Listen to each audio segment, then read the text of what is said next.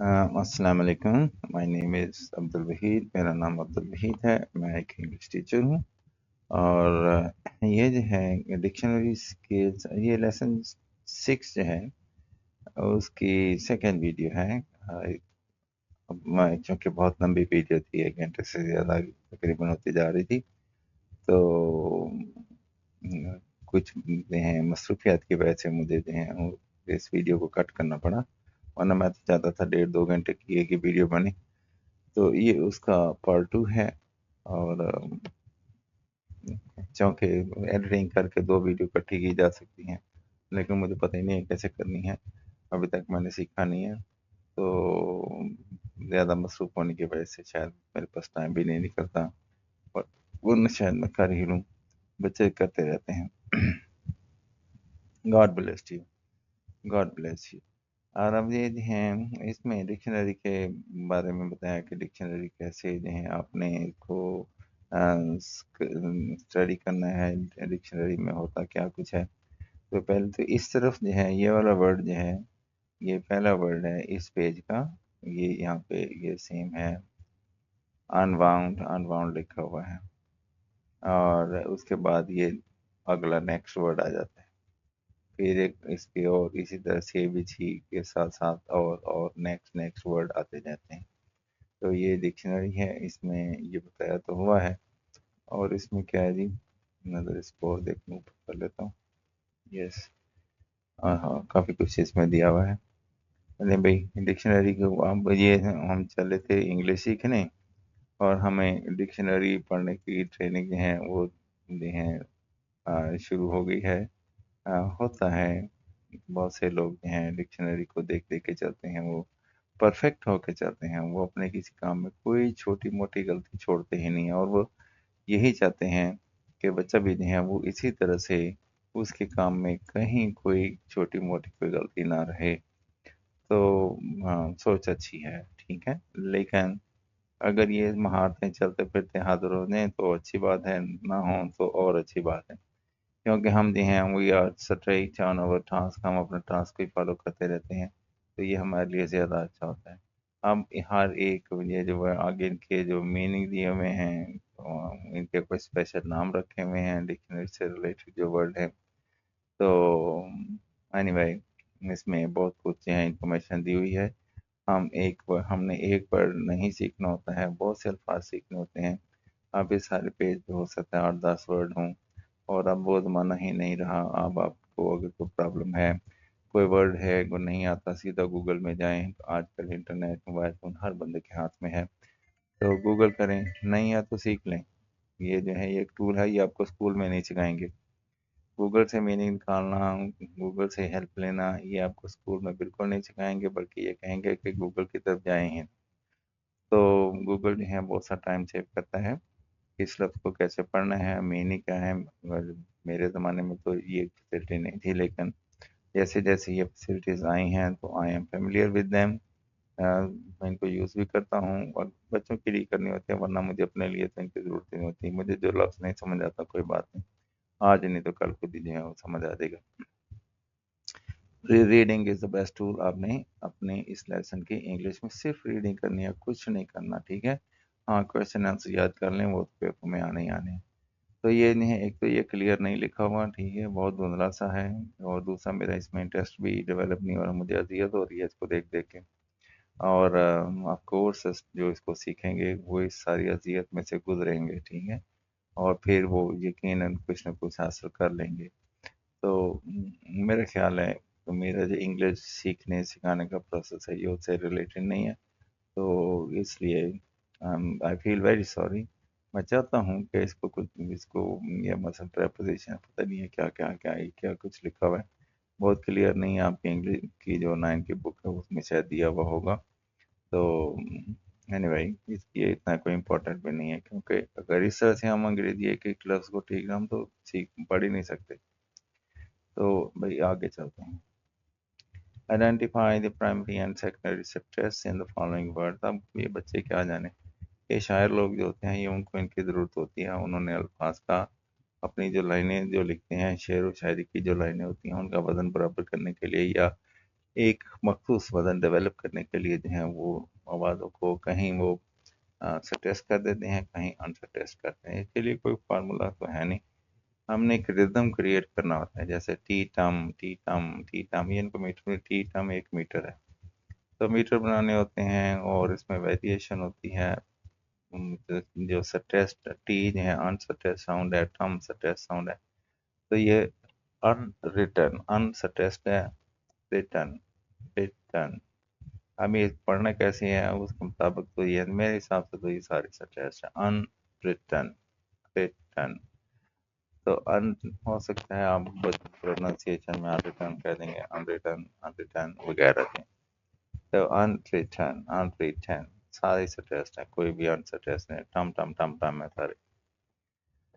Unwrap unwrap अनसटेस्ट है, rap अनसटेस्ट है। Secondary secondary सटेस्ट rap है, रैप तो है नहीं भाई, रैप अनसटेस्ट है।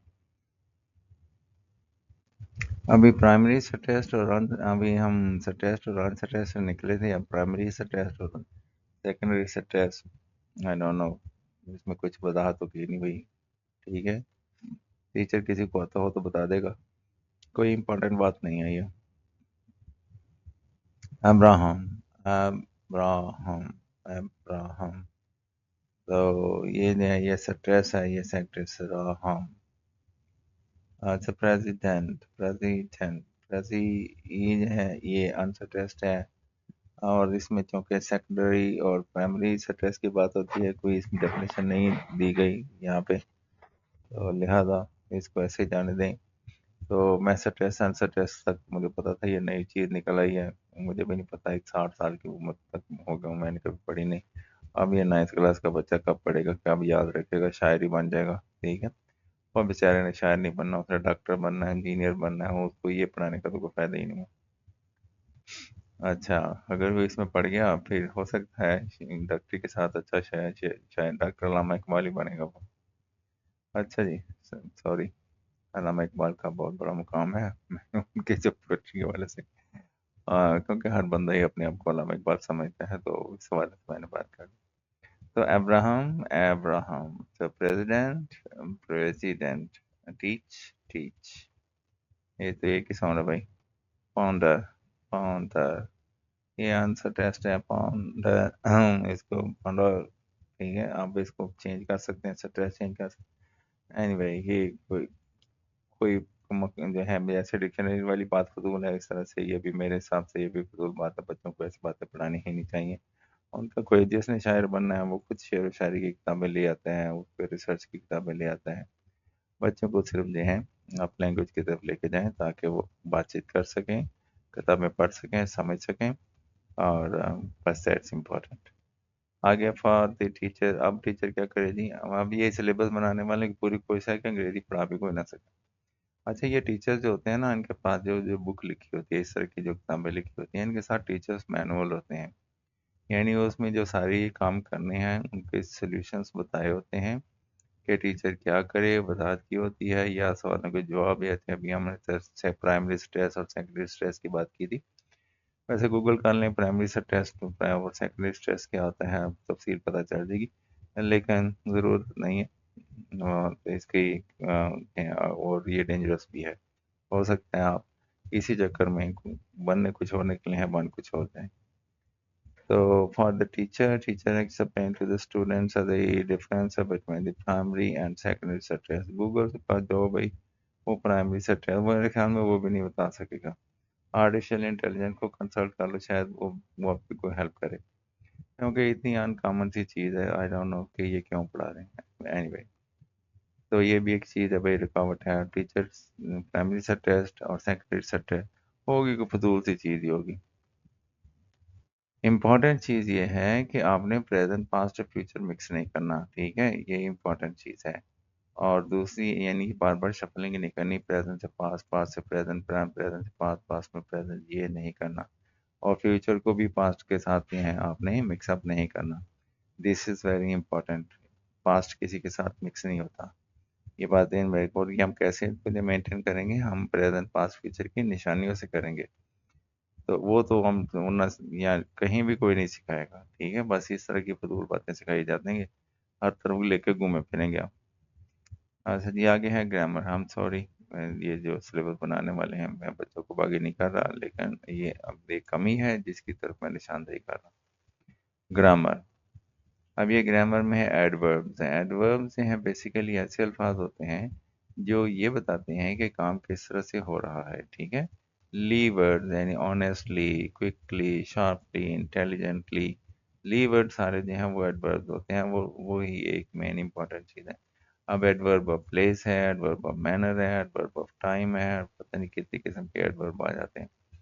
तो एनीवे, अगर तो कोई ऐसा वर्ड है जो ये बताता है कि काम किस तरह से हो रहा है, तो फिर ठीक है, वर्ड वर्ड है। इसके अलावा मॉर्निंग, इवनिंग, जो चीज़, स्कूल, स्कूल जो है एडवर्ब ऑफ प्लेस हो गया, हालांकि स्कूल नाउन भी है। मॉर्निंग एडवर्ब ऑफ टाइम हो गया, हालांकि मॉर्निंग जो है वो नाउन भी है। और इस तरह से और भी है भाई। मैनर, एडवर्ब ऑफ मैनर जो है दैट्स इंपॉर्टेंट थिंग, ये हमें बताते हैं कि काम किस तरह से हो रहा है या वो होता है। Adverbs, a word that modifies the meaning of a verb, and an adjective और another adverb is called an adverb. क्या समझ आई है? अंग्रेजी तो लिखी हुई, क्या समझ आई? Rule. Adverbs usually come in the following preposition in a sentence. चलो एग्जांपल है, शी वाज सिंगिंग ब्यूटीफुली, ये है, ये बताता है कि ये सिंगिंग का काम किस तरह से हो रहा है, ठीक है। Adverbs are action, descriptive words for action. तो ये डिस्क्राइब कर रहा है कि एक्शन कैसे हो रहा है, इनकी मैंने आम पहचान क्या है, ली आता है इसमें। ब्यूटीफुली एडवर्ब ऑफ मैनर है ये, ठीक है। एट ए कॉन्सर्ट, कॉन्सर्ट एक जगह का नाम है, ठीक है। इसको ये एडवर्ब ऑफ प्लेस हो गया, ठीक है। लास्ट रिसर्च संडे, संडे जो है ये नाउन भी है, नेम है, और प्रॉपर नाउन है, ठीक है कि नहीं, दिनों को। अब ये इसको जो है एडवर्ब ऑफ टाइम बना दिया गया है। तो इस तरह से एक जो आसान आसान बातें नहीं हैं उनको मुश्किल मुश्किल बना के पेश करना। अब ये डेफिनेशन देख लें, ये किसी के दिमाग में पढ़नी नहीं है, हम ज़बानी याद कर लें, बस लिख दें। आगे जी हैं जी, शीज हो गया। आगे इन इन्फिनेटिव, ये टू के साथ पहली फॉर्म जब आती है तो ये इन्फिनेटिव होती है। You are free to go to your mosque, आप अपनी मस्जिद में जाने के लिए आज़ाद हो। ही मेड पीपल वर्क, ये जो है वर्क क्या है भाई, ये टू के साथ फर्स्ट फॉर्म आती है, तो उसने वर्क काम करने पर मजबूर किया। ऐसे टिपिकल किस्म के वो बहुत ही कम यूज होने वाले सेंटेंस हैं। ही मेड पीपल वर्क, उसने लोगों से काम करवाया, ठीक है। वर्क यहाँ पे नाउन है, सीधा सीधा। अच्छा जी, the words given in bold have no subject, इनका सब्जेक्ट कौन है? चलो इसका तो है। अच्छा, we say that to go is the infinitive to the verb, ये to go, to के साथ पहली फॉर्म आ जाए भाई, ये infinitive होता है। Sometimes the to is used as in example A, sometimes the initiative without infinitive without to is used as in example B। लो जी, एक नई बात पता चली है मुझे अपनी 60 साल की उम्र में, कि वर्क के साथ अगर टू ना हो, हम भाई नाउन है ये, खुदा का नाम लो, क्या कर रहे हो, ये इसको भी जो है उन्होंने कह दिया ये भी इन्फिनेटिव है। चलो होगा, दे देंगे इस पे भी कोई क्वेश्चन। जेरंड होता है इंक फॉर्म, इंक मैं आपको आसान बताता हूँ। इंक फॉर्म और इस बगैर हेल्पिंग वर्ब होती है। इंक फॉर्म से पहले is, am, are, was, were, be, been, इनमें से एक होना जरूरी है, अगर नहीं है तो ये फिर जेरंड है, ठीक है। अब ये पीछे हमने कुछ पढ़ा था, पार्टिसिपल ऑफ प्रेजेंट और पार्टिसिपल ऑफ पास्ट, वो भी इसी तरह की जो है बकबक। हम ये जो है, ये एक नई चीज़ जीरंड जो है, जीरंड ये मिंग फॉर्म अगर बगैर हेल्पिंग वर्ब आएगी, that is the name of a process. इंग फॉर्म अगर हेल्पिंग वर्ब के बगैर हो तो नेम ऑफ प्रोसेस हो जाती है। इंग फॉर्म से पहले हेल्पिंग वर्ब मस्ट होता है, आना चाहिए, ठीक है, वरना ये नेम ऑफ प्रोसेस बन जाता है। इसी तरह से थर्ड फॉर्म से पहले हेल्पिंग वर्ब मस्ट है, आना चाहिए, अगर वो वर्ब इस्तेमाल हुई है। अगर नहीं है तो थर्ड फॉर्म जो है वो एडजेक्टिव बन जाती है, किसी चीज़ को हालत, किसी चीज़ की हालत को ज़ाहिर करती है। तो ये मैं आपको बता रहा हूँ कि मैं किस तरह से चीज़ों को समझता हूँ। तो gerund is that form of verb which ends in ing and has the function of a noun। चलो जी, यही बता रहा था। ये चीज़ एक प्रोसेस का नाम होता है। अब ये वर्ब तो रहा ही नहीं, ठीक है। तो इसलिए जब इंग फॉर्म कोई बगैर हेल्पिंग वर्ब के आ जाएगी तो फिर वो उसको कुछ नाम रख लो। मैंने तो रखा my name of the process. Painting is good fun, I like painting. यहाँ पे नाउन हो गई है, ये भी नाउन है। My favourite hobby is painting, ये भी नाउन है। In these sentences, painting does the work of a noun forming the subject, object, and the complement। चलो कुछ भी कर भाई, ऐसी है सिंपल से ये तीनों फिक्र, इनकी ट्रांसलेशन इतनी आसान है। तो अब यहाँ पे जो है ये बन गए। चलो कंडीशनल्स, नई चीज़ आ गई भाई। टाइप इन अनफुल, अच्छा जिन्होंने सीखे होंगे वो बहुत तिलमिलाएंगे, वो कहेंगे कि आप हो सकता है भाई आप भी टीचर हो, आपने ये चीज़ें सीखी हो, आप कहेंगे कि ये मस्ट है बच्चे के लिए सीखना, बच्चे के लिए इसके सीखना बहुत ज़रूरी है। अंग्रेज़ पागल तो नहीं है कि उसने हमें ये सारी चीज़ें बता दी हैं। अंग्रेज़ पागल है, सही बात कह रहा हूँ। और उसने हमें पागल बनाया हुआ है। वो खुद पागल नहीं है, वो खुद तो सीखता ही नहीं है। वो अंग्रेज़ तो ये चीज़ें नहीं सीखते जो हमें सिखाई जा रही हैं जी। अंग्रेज़ को क्या पता जीरंड क्या होता है, उसको क्या पता कंडीशनल्स क्या होते हैं। ये हमारी ही जान पे अज़ाब है, उसने हमारे लिए, कोई पढ़ा लिखा अंग्रेज़, मैं अब क्या कहूँ उसको, उसने ऐसी चीज़ें बना के हमारे ऊपर मसलत कर दी। आइए पढ़ लो, अंग्रेज़ी आ जाएगी। हद हो गई। तो ये है टाइप इन सॉरी टीचर्स, आपने मेहनत की होगी, आपको you must be proud of your hard work. और ये मेरी बातों को आप हो सकता है फजूल भी कह दें, लेकिन ये बातें कहने के लिए बहुत हिम्मत चाहिए, हौसला चाहिए। हर बंदा ये बात नहीं कह सकता, क्योंकि ये सच को सच कहना बहुत मुश्किल होता है। हमने सीखा है, हमने इस्तेमाल किया है, नौकरी मिल गई, अब ये पैसे मिल गए और चल रहा है, ठीक है। लेकिन प्रैक्टिकल लाइफ में जब आम बंदा आता है, जब तनख्वाह से नो या ओहदे से हट के बात होती है, तो ये कुछ भी नहीं है। वो जो है ये फजूल जस्ट वेस्ट ऑफ टाइम। बल्कि बहुत से यही टाइम जो है आप मैथ को दें, ठीक है। और बाकी इसके इसी तरह के बहुत से मुश्किल मुश्किल काम है, उनकी तरफ भी तवज्जो दें। खाली सारी अंग्रेजी में यहीं पे सारी एनर्जी ना ज़ाया कर दें। जो मैथ में फेल हो गया वो अंग्रेजी में भी फेल हो जाता है। ये मैट्रिक में तो ऐसे ही होता है। तो कंडीशनल टाइप इन, इतनी तवज्जो दें अंग्रेजी को जितनी ज़रूरी है। बहुत करना क्या है, वो अंग्रेजी की उर्दू में ट्रांसलेशन करनी है और सवालों के जवाब देने हैं, बस दैट्स ऑल। और तो कोई लंबा चौड़ा इसमें है ही नहीं। कंडीशनल वाला नहीं आता है, एक अदक पैसे ने एक आध नंबर छूट भी जाएगा, कोई फर्क नहीं पड़े। Conditionals of this type say that something did not happen because a certain condition was not uh, fulfilled। अच्छा कोई काम नहीं, अच्छा जी उसके बाद मुझे तो कोई खास नहीं इसमें क्या कहना चाह रहे हैं। एग्जाम्पल, हैड ही पेड, अगर उसने पे किया होता, ठीक है, ये कंडीशनल है जी, ठीक है। Had he paid heed to his warning and advice, had we paid heed to his warning and advice, we would not have got entangled into petty pursuits and that have brought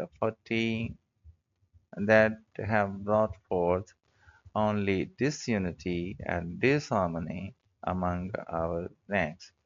अच्छा ये देखें, पहले इस sentence के word count करें। 1 2 3 4 5 6 7 8 9 10 11 12 13 14 15 16 17 18 19 20 21 22 23 24 25 26 27 28 29।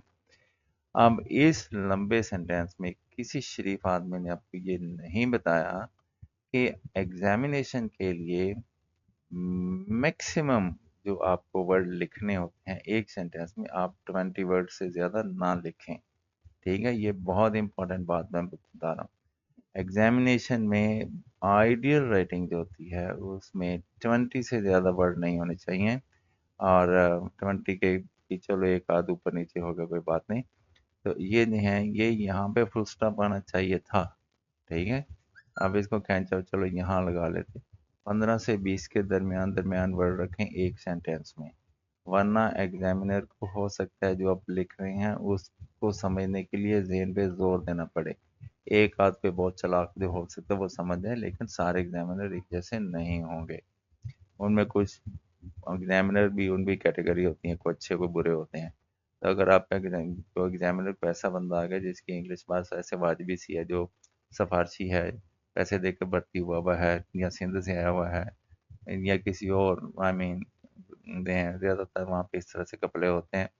तो अगर वो वहाँ से कहीं आया हुआ है, किसी और तमाम सूबों में कुछ ना कुछ हो रहा है, या तो वो हो सकता है आप इतने लंबे लंबे सेंटेंस लिखें, वो परेशान हो गया, आपको वैसे ही नंबर नहीं देगा, वो आपको आइडियल स्टूडेंट नहीं मानेगा। आपने 15 से 20 वर्ड के दरमियान सेंटेंस लिखना है। और ये एग्जांपल कितनी गंदी एग्जांपल है, बुरी एग्जांपल है, पता है अगर मैं उसको देखता हूँ, और ये मस्ट है जो मैं आपको बात बता रहा हूँ। ठीक है, इस तरह के लंबे सेंटेंस लिखेंगे, ये कोई हम किताब थोड़ी लिखनी है। जब आप बुक लिखते हैं उसमें इस तरह के सेंटेंस है।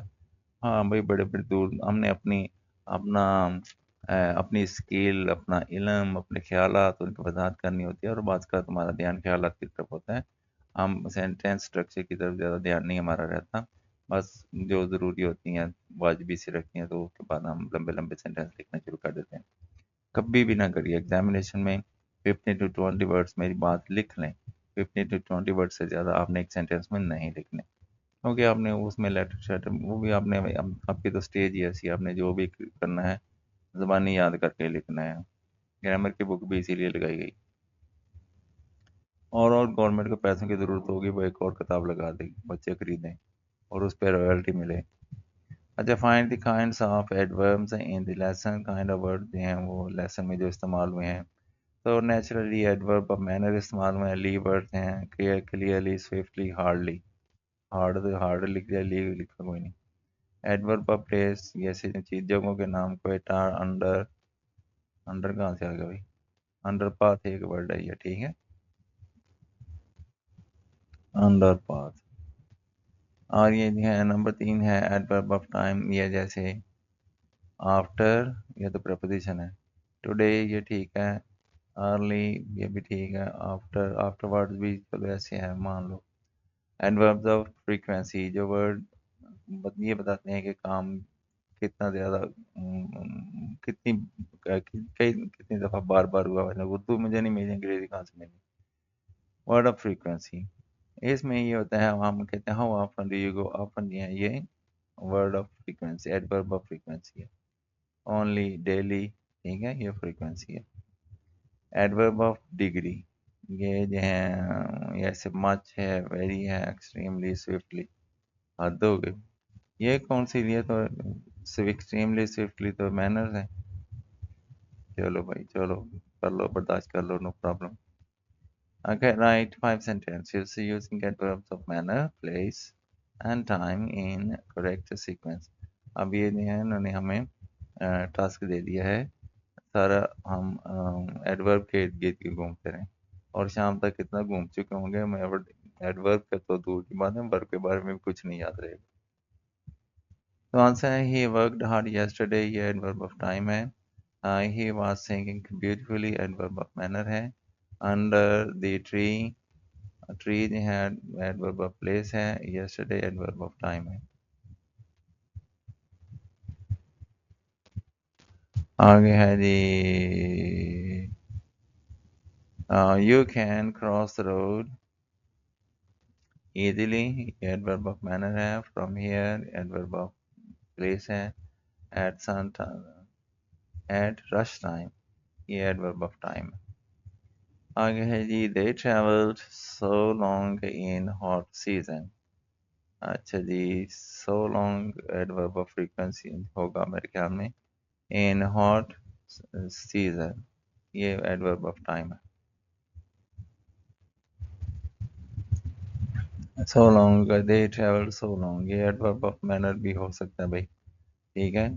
ये फजूल सी चीज़ है, आप इस तरह के अल्फाज हैं उनकी अगर आप कोशिश करें, समझने की कोशिश करें, नहीं आती गूगल कर लें, सिंपल सी बात है। और इस तरह से आ गई है कि वर्ब, एडवर्ब है, क्या है क्या नहीं। अच्छा, it rained heavily here last night. heavily adverb of manner है, here adverb of place है, last night adverb of time। ठीक है जी। अब मुझे अब मैंने तो इनको मैनेज कर लिया है, ठीक है। अब आम स्टूडेंट कैसे भी इसको मैनेज करेगा, बहुत मुश्किल होगा। Make sentences using the following verbs followed by infinitive. Infinitive मैंने आपको बताया टू के साथ पहली फॉर्म जो है वो इंफिनिटिव होती है। तो सा ये टू सी हो जाएगा, to promise, to want, to begin, to ask, to tell, to decide. The saw, I saw him helping an old man to cross the road। ठीक है, saw का इस्तेमाल किया और साथ हमने इन्फिनेटिव, अच्छा मैंने उसके भी इन्फिनेटिव बना दिए थे। यहाँ पे यह saw का इस्तेमाल करना है और इससे रिलेटेड एक टू के साथ पहली फॉर्म वाला कोई क्या कहेंगे उसको, कोई फ्रेज नहीं है वो लेके आना है। फ्रेज भी अल्फाज का मजमूआ होता है जिसमें मीनिंग कंप्लीट ना हो। The man to cross the road, I saw him helping। ये जो है ये हेल्पिंग फॉर्म से पहले कोई वो नहीं है, वर्ड नहीं है, नॉट वर्ड नहीं है, ठीक है। तो अब ये जो हेल्पिंग जो है विदाउट हेल्पिंग वर्ब है, तो ये बन गया है जीरंड बन गया भाई। An old man unto cross the road। उसके बाद क्या है जी, promised, he promised to help me। ठीक है जी, ये हो गया आपका infinitive. Shoaib is a wanted criminal। ये जो है इसमें तो भाई कौन नहीं, इसमें तो भाई वो क्या नाम है जो ढूंढ रहे थे, इन्फिनेटिव इसमें तो है ही कौन नहीं भाई। अवांटेड क्रिमिनल, ये तो अवांटेड हो गया। मैंने पहले थर्ड फॉर्म विदाउट हेल्पिंग तो ये हो गए एडजेक्टिव। क्रिमिनल जो है वैसे नाउन है। हद होगी भाई, कोई नहीं है इसमें। ये टू क्राई वाला सही है, ये है अभी infinitive. The baby began to cry। I asked him to write, ये जो है ये infinitive है, an application। He told me to go, आगे to the bank होना चाहिए था, to go the bank नहीं, to go to the bank। ये to go जो है ये infinitive है।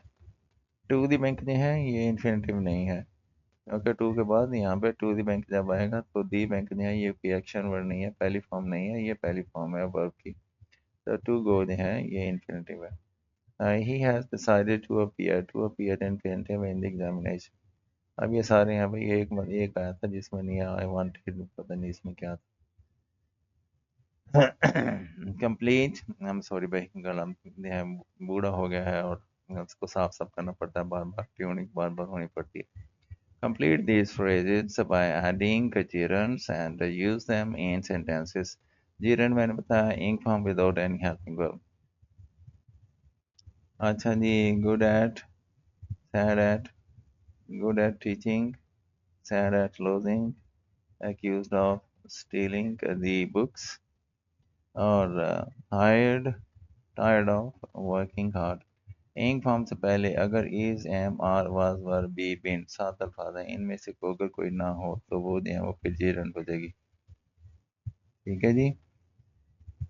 और जैसे ही टीचिंग से पहले एट आ गया है, is, am, are, was, were, be, been में से कोई नहीं है, तो ये भाई आपका gerund हो गया।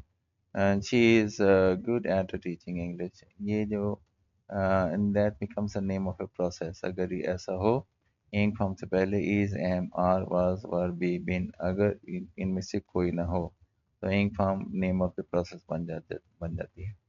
इसी को जीरन कहते हैं। accused of stealing the books, अब मुझे तो साफ साफ पता चल जाता है, he is accused of stealing books from। अगर मुझे ये देखना हो ये जीरन है कि नहीं, सीधा जाएं इस पे ing फॉर्म पे, तो उसमें से आप देख लें कि आगे से पहले is, am, are, was, were, be, been है या नहीं। और उसके बाद है सैड एट लूजिंग। ये भाई जीरन है, मैंने आपको ये बता दिया। टायर्ड ऑफ वर्किंग हार्ड, ये आपके भी से पहले is, am, are, was, were, be, been नहीं है, तो लिहाजा ये जीरन है। आगे है complete the following conditionals. If अगर कंडीशन शर्त होती है भाई, अगर यूं होता तो, अगर यूं होता, अगर ना ऐसा हो जाता तो, अगर इस पास्ट के, अगर पास्ट है तो पास्ट के साइन रहेंगे, अगर प्रेजेंट है तो पास्ट में जो क्या कहते हैं उसको, पास्ट के ही साइन रहते हैं, इसका ख्याल रखना है। हैड आ गया, if you had studied hard you would have, ठीक है, इधर हैड है तो इधर वुड हैव होगा, you would have passed the examination. If you had come to me I would have helped you in this man. If I had seen him, I might have, would have, might have recognized him. ठीक है, चलें, ये जो है past है, भी past है, ये भी पास्ट है, ये भी पास्ट है, तो ज़्यादातर वुड हैव यूज होता है हैड वाले।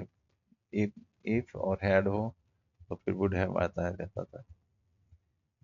अब है write 10 sentences using past perfect tense. Past perfect होता क्या है भाई, एक किस्म का फिक्र है जिसमें हैड का इस्तेमाल होगा। ये तो पास्ट में हैड का इस्तेमाल होगा, साथ थर्ड फॉर्म इस्तेमाल होगी। परफेक्ट का मतलब है हैज, हैव, हैड और साथ थर्ड फॉर्म, इनमें से कोई एक होगा, ठीक है। तो ये पास्ट परफेक्ट है, पास्ट का साइन हैड है, तो हैड के साथ थर्ड फॉर्म जहाँ पे भी है वो आपने उसको, ये write 10 sentences using past perfect tense. तो ये भाई ये तो हेड होना चाहिए यहाँ पे, ये हैज़ ठीक नहीं है, इसको हेड कर दें। The sun had rise and when we reach this way, ये हैड ठीक है, हेड के साथ थर्ड फॉर्म आ गई, ये हेड के साथ थर्ड फॉर्म आ गई, ये पास्ट परफेक्ट हो गया। हैड थे, हेड के साथ ये थर्ड फॉर्म है, एक्चुअली हेड के साथ थर्ड फॉर्म है, सवालिया बनाने के लिए हेड को बाहर निकाल दिया। तो हैड और ऑलरेडी, ये ऑलरेडी वाला जो है, ये वर्ड जो है कोई एक्शन को उधार नहीं करता, इग्नोर कर दें। तो हैड और प्लेड, ठीक है, तो ये भी पास्ट परफेक्ट है, हैड के साथ आनी ही थर्ड फॉर्म है, जो मर्जी कर लें, ठीक है, हैड और ये साथ थर्ड फॉर्म, ये किसी एक्शन को उधार नहीं करता, इसको इग्नोर कर दें। और हैड और पोस्टेड, ये पास्ट परफेक्ट हो गया, हैड टोल्ड पास्ट परफेक्ट हो गया, यहाँ पे पास्ट परफेक्ट हो रहा है, ठीक है। हैड परचेज, ये पास्ट परफेक्ट है, बाकी मैं वर्ड पढ़ ही नहीं रहा, तो क्योंकि वो उन्होंने पास्ट परफेक्ट इंडिकेट ही नहीं करते हैं। ये हैड और गॉन, ये दरमियान वाला वर्ड जो है ये एक्शन को दर नहीं कर रहा, इसको इग्नोर कर दें, हैड गॉन, तो ये भी जो है पास्ट परफेक्ट हो गया। अब आपको पता चलेगा पास्ट परफेक्ट ऐसा सेंटेंस होता है हैज़, हैव, हैड के साथ, और ये हैड के साथ थर्ड फॉर्म लगा दें पास्ट परफेक्ट, हैज़, हैव के साथ थर्ड फॉर्म आ जाए तो प्रेजेंट परफेक्ट, और विल हैव के साथ थर्ड फॉर्म आ जाए तो फ्यूचर परफेक्ट। और फ्यूचर परफेक्ट में, फ्यूचर सेंटेंस में सिर्फ हैव इस्तेमाल होता है, हैज़ इस्तेमाल नहीं होता, हैड इस्तेमाल नहीं होता, तो विल हैव और साथ थर्ड फॉर्म आ जाए फ्यूचर परफेक्ट हो जाता है। अब ये फॉर द टीचर, अब टीचर क्या करे जी, help students recognize the structure of use of conditionals, type of 3, ये पता नहीं, टाइप 3, तीसरी टाइप का कंडीशनल जो है वो, ये यहाँ इतने कोई ख़ास बात नहीं है, बहुत ईजीली हमें यह समझ आ जाती हैं। तो एनीवे अभी इसको डिफाइन करना जो है टीचर की मुश्किल मुश्किल, अभी इसकी कोई मैनुअल में लिखा होगा कैसे क्या कहना है क्या नहीं कहना। Illustrate a use of past perfect tense to the students. अब मैंने अब जैसे आपको वजाहत कर दी है, यहाँ पे कभी नहीं कोई करेगा, यानी हैड के साथ थर्ड फॉर्म पास्ट परफेक्ट है, हैड के साथ third form means past perfect, एक टाइप ऑफ सेंटेंस होता है इसमें हैड के साथ थर्ड फॉर्म इस्तेमाल होती है, वो पास्ट परफेक्ट हो जाता है। यहाँ पे कोई भी बंदा चाहिए बात नहीं बताएगा, और लिहाजा हाँ भाई मैंने तो मसाले भी आपके सामने हैं और आपको बता भी दिया। Writing skills, writing skills right a paragraph on Quaidism as a progressive and moderate democrat। तो कायदम के मतलब एक ये इंग्लिश लिखी हुई है और इसमें पैराग्राफ लिखा हुआ है आज। और मैं आपको बता दूं हिस्ट्री के जितने हिस्ट्री सारी होती पास्ट में है, क्योंकि उसमें पुराने वक्तों की स्टोरियाँ होती हैं, प्रेजेंट में हिस्ट्री होती नहीं। तो पास्ट के साइन में आपको यहाँ पे, मेरे पास टूल ही नहीं है, या वरना मैं आपको लिख देता यहाँ पे, ठीक है।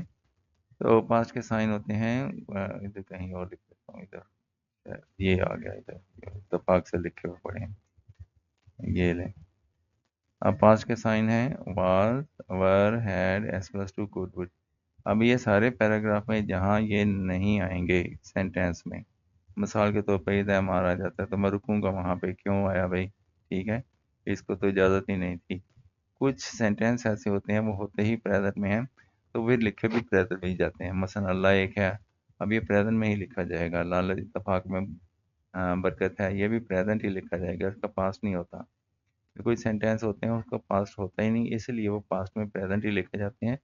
वरना was, were, had, has plus to, could, would, ये अब मैंने कायदे का वाला जो अभी क्वेश्चन है उसको देखा है, तो मेरे जहन में ये 6 वर्ड हैं, ये सेटल हो गए हैं। अब मैंने ये ही ढूंढने हैं, अगर कोई इनके अलावा हुआ मैं वहाँ पे छोड़ जाऊँगा, ठीक है, और हो सकता है काट भी दूँ। आपके टीचर तो काट देंगे, सीधा सीधा क्रॉस मारेंगे उसके ऊपर। ओपिनियन जहाँ पे भी आएगी वो प्रेजेंट में होगी, ठीक है। अच्छा, ये सारा आप देख लें, इसको चेक कर लें, ये पास्ट में है। प्रोग्रेसिव, अच्छा जी, Quaid Azam as a progressive and moderate democratic, ये आई डोंट नो ये बड़े क्यों लिखे हुए हैं, ठीक है। मॉडरेट का एम स्मॉल लेटर में होना चाहिए, डी भी स्मॉल लेटर में होना चाहिए, और पी भी स्मॉल लेटर में होना चाहिए। ए लिखा हुआ है, यहाँ से इंडिकेट कर रहा है कि यह नहीं है, प्रॉपर वर्ड नाउन तो हो नहीं सकता, ठीक है। तो ये प्रोग्रेसिव जो है ये एडजेक्टिव है, खूबी को दरकार है, तो पी छोटा होना चाहिए। ऐसे हम का बड़े बड़े ठोके हुए हैं। हम ये गलती करें तो काट के हमारे मुंह पे मारते हैं, और ये खुद देखें कैसे हुआ। एनीवे, हो सकता है टाइपिस्ट से मिस्टेक हो गई हो, क्योंकि सारे इतने एक्सपर्ट तो नहीं होते हैं, कोई नहीं, लेकिन आई अप्रिशिएट ये फर्स्ट, ये लिखा हुआ है, ये किया हुआ है। लेकिन बेटा ये इसमें आप इसमें इम्प्रूवमेंट कर लें, इसको बेहतर कर लें। कायदे आज़म, अब ये देखें, वास प्रेजेंट की निशानी, मेरे दिल को सुकून मिल गया पढ़ के, ठीक है। A moderate and a progressive democrat, he gave us plus two आ गया, ठीक है, मैंने वहाँ पे मेंशन किया था, तो इसलिए भी पढ़ के मेरे दिल को सुकून आ गया, ये पास्ट ठीक है, ठीक जा रहा हूँ। Religious freedom to the non Muslim in Pakistan, he hated, ये भी एस प्लस टू है, फिर मेरे दिल को सुकून मिल गया, ठीक है।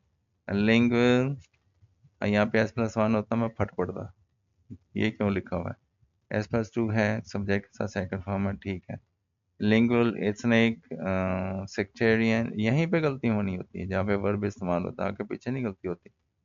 Sectarian or provincial identities and prejudices, he wanted S plus 2 to make a Pakistan a welfare state which everyone could past, will, would, shall, should, so was, were, had, S plus 2, could आ गया, ठीक है। could have further past में चला जाता है। Equal rights to, ये इसको नहीं कंसिडर करूंगा, ठीक है, कि इससे पहला हेल्पिंग वर्ब उसको कंसिडर करूंगा। could have equal right to prosper irrespective of religion or creed, he wanted as first to, ठीक है, past है, to see Pakistan a prosperous country, he was आ गया past, ठीक है, अच्छा हो गया, in favor of modern technology and methods, had आ गया, he had moderate views on things and was against, was past हो गया। Us are paying the legitimate rights of others for their own motives। अब ये देखें, इसमें सबसे ज़्यादा important जो बात जो मैंने नोट करके पहले निकाल के रख ली थी वो ये थी, पास्ट है, was, were, had, has plus to, could, would, ये होना चाहिए। तो टेंसेस कितने आसान है भाई, ये 7 गोल्डन प्रिंसिपल, ये कोई नहीं बंदा आपको सिखाएगा, आपने ये 3 लाइनें याद कर ली, आपको टेंसेस आगे कोई प्रॉब्लम ही नहीं होगी। तो अभी मैंने ये देखा was, were, had, has plus to, could, would, मैंने नहीं देखा इंडेफिनेट है, मैंने नहीं देखा कंटिन्यूस है, मैंने नहीं देखा परफेक्ट है। तो अब आगे चलते हैं, आगे आ जाता है जी, राइट एंड ऐसे जी हाँ, ये लो, ये Quaid Azam, our national hero, with the help of the following mind map, ये बड़ा हो उन्होंने माइंड मैप बना के दे दिया, वरना शायद हमें ही कहते हैं माइंड मैप बनाओ। ये भाई एक एक बात को ऐसे ही है, आप गेंद को 1000 तरीके से फेंक सकते हैं, ठीक है, तो आप इसमें ऑन डिमांड जब आप उसको फेंकेंगे तो आप क्लासिकल हो जाएंगे, कब उस पर हजार 1000 दफा मुख्तलिफ तरीके से फेंकेंगे तो फिर आप 1000 तरह के नाम भी उनके रख देंगे। तो भाई ये भी है। अब हमने मजमून लिखना है। पहले कभी किसी ने माइंड मैप नहीं बनाया था, अब ये माइंड मैप बना के तो फिर मजमून लिखा गया है। चलो इंस्ट्रक्शन बाद का दे दी जाती हैं, चलो पढ़ ही लेते हैं माइंड मैप कहता क्या है। ये आवर नेशनल हीरो कायद आज़म, और ये सर्विस क्या किया भाई, शुरू कहाँ से करना, कंक्लूजन आ गया ऊपर से। कायद आज़म के बारे में इंट्रोडक्शन करवाएं, बर्थ, कहाँ पैदा हुए, उनके वालिद साहब वालदैन का क्या नाम था, रिमेंबर एज आइडिया, और स्कूलिंग एंड अर्ली लाइफ। ठीक है, ये कुछ इंफॉर्मेशन दे दें और उसके बारे में बताएं। Services for the people, personality traits किस तरह से दिखते थे, और मेन अचीवमेंट्स, बड़ा कारनामा क्या था। कंक्लूजन क्या होना भाई, ठीक है, लीडर बन गए, आपको टाइटल दे दिया गया। तो ये भाई माइंड मैप दे दिया गया। असल में ये कहना ये चाह रहे हैं कायदे पर मजमून लिखें, उसमें ये चीज़ें शामिल करें, ठीक है, ये बात है। इंट्रोडक्शन, कायदे आज़म, लो जी इतना लंबा तारफनामा। कायदे आज़म Mohammad Ali Jinnah was a great person and diplomat of 20th century. He was generally known as the father of state of Pakistan. He was a leader of the Muslim League and served as the Governor General of Pakistan. मैं जल्दी पढ़ रहा हूँ, कुछ पता तो है कायदे आज़म के बारे में। कायद आज़म was his official name. His real name was Muhammad Ali Jinnah. Qaid Azam, the great leader and Baba-e-Qaum, father of the nation, was the name given by the Republic of Pakistan. And the Qaid Azam is our national hero. He is my favorite character in history. चलो जी ये एक हो गया। अब इतना लंबा मजमून तो यहीं पर ख़त्म कर दिया उन्होंने। आगे है बर्थ एंड पेरेंटेज। कमाल है भाई। Qaid-e-Azam Muhammad Ali Jinnah was born on 25th December 1876 at Wazir Mansion, Karachi of Lower Sindh. He was the first of the 7 children of Jinnah Bai, who was a rich and successful Gujarati merchant. इसकी क्या ज़रूरत है भैया तो। अच्छा, he moved to Sindh from Gujarat before Jinnah's birth. ये कायदे से रिलेटेड नहीं है भाई। His father's name was Punja Jinnah, Punja Gokuldas, which is an Indian name. His caste was Rajput, which is an Indian caste, but these Rajputs were converted to Islam. He completed his early education in Karachi, then he went to England. There he completed his education in law, after which he became a barrister. He returned to India and set up as a lawyer in Bombay. As a lawyer, the Quaid-e-Azam had to work very hard. At first, he was not so successful in his profession. However, some years later, he was the most successful lawyer in Bombay. उसके बाद है जी, the Quaid-e-Azam was a great political leader. At the beginning of his political life, he joined the Indian National Congress. He worked hard for Hindu-Muslim unity, but he came to understand that the Congress wanted to have Hindu rule in India. So he left the Congress and joined the Muslim League. Qaid-e-Azam tried hard to bring the Indian Muslims together. He asked them to unite and fight होगा against the eight लिखा हुआ fight है, unite and fight against the foreign rulers. The Qaid-e-Azam became a permanent ये क्या भाई प्रही of the Muslim League, ये पता नहीं क्या है भाई, ये वर्ड क्या है प्रही, permanent member होगा, ठीक है, member of the Muslim League. In 1940 he presented the demand to divide India into two countries, India and Pakistan. He went on working for the independence of the Indian Muslims.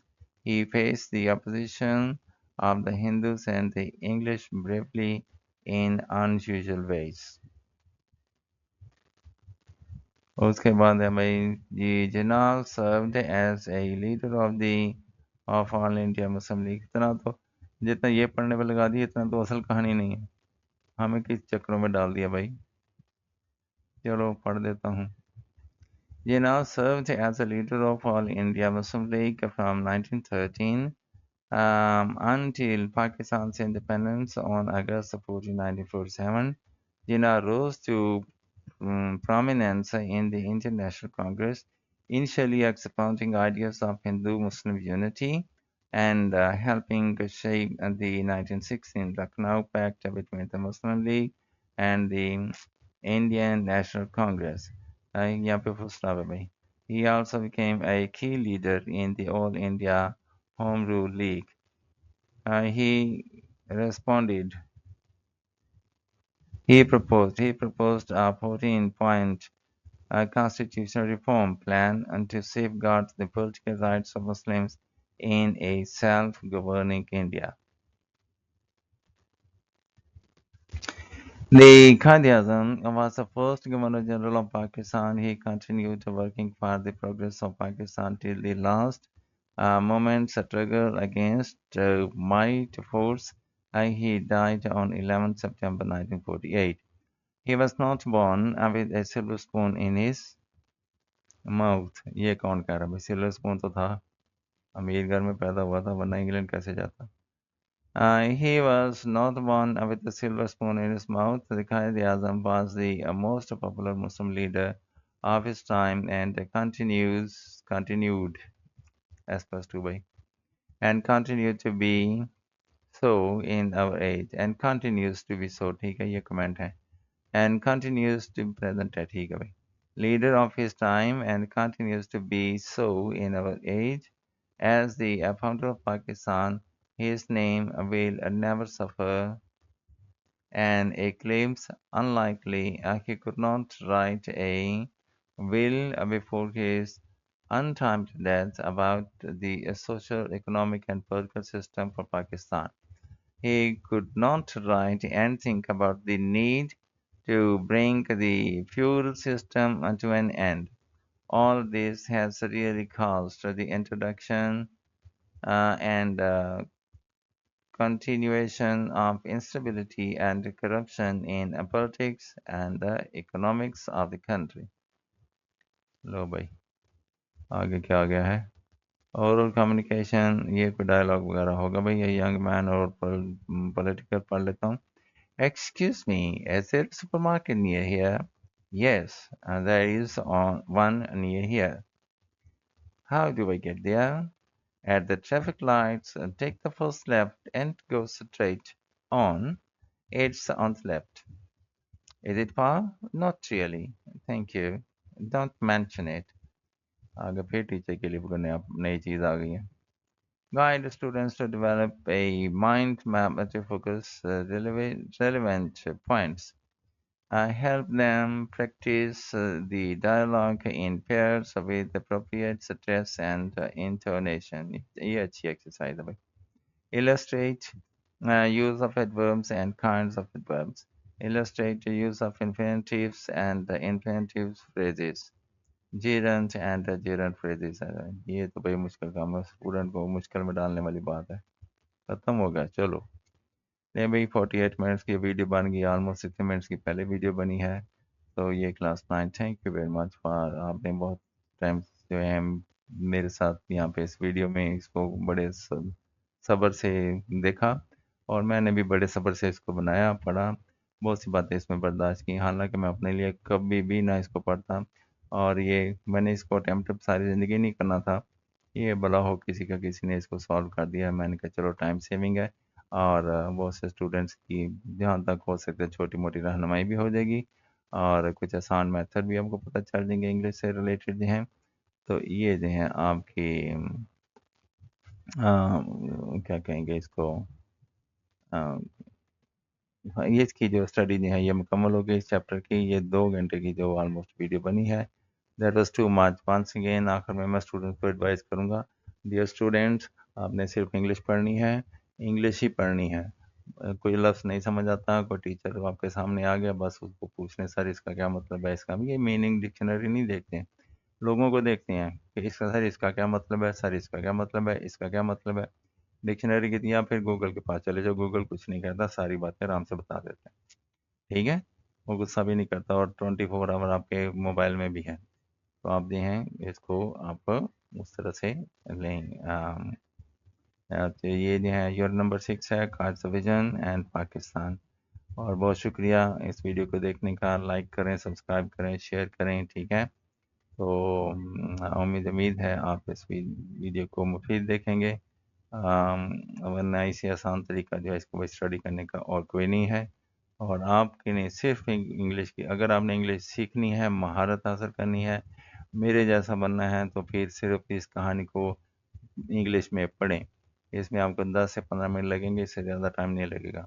और इसको बार बार पढ़ें और आपके लबो लहजा, intonation, pronunciation सब कुछ ठीक होता चला जाएगा। अब इजाज़त चाहता हूँ, अपना ख्याल रखें, दुआ में याद रखें। अल्लाह हाफिज़, गुड बाय।